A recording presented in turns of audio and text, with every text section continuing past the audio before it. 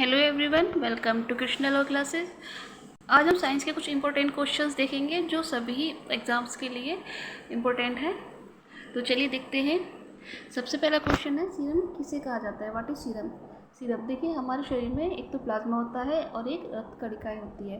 और यदि हम प्लाज्मा में से फाइब्रोनोजन निकाल दें तो क्या बनेगा? सीरम बनेगा। प्लाज्मा में से फाइब्रोनोजन निकाल देने से सीरम बनता है और इससे ब्लड क्लॉटिंग नहीं होती है।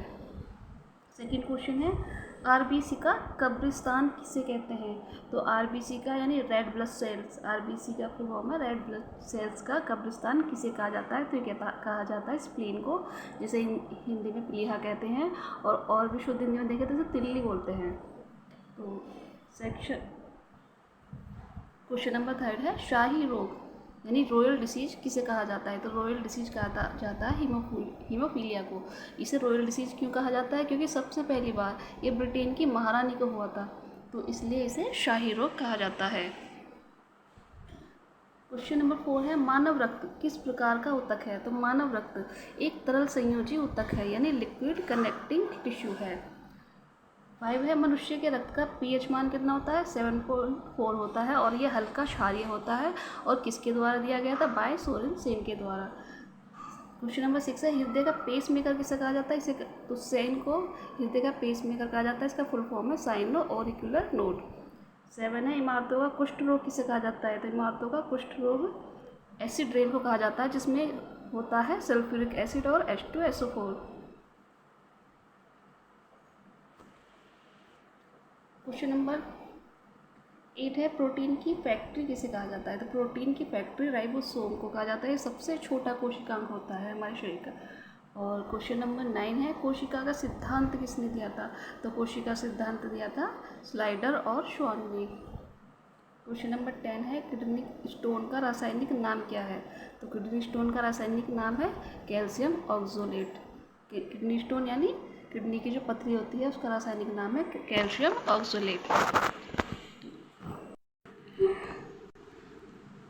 क्वेश्चन नंबर 11 है, पॉलिश किए हुए चावल के कारण किस विटामिन की कमी हो जाती है? तो कौन सी विटामिन की कमी होती है पॉलिश किए हुए चावल के कारण? Vitamin B1।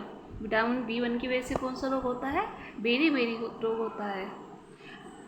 क्वेश्चन नंबर 12 है, पेड़ पौधों में भोजन का संचय किसके रूप में होता है? पेड़ पौधों में भोजन का संचय होता है स्टार्च के रूप में। और मनुष्य में किसके कारण होता है? ग्लाइकोजन के रूप में होता है।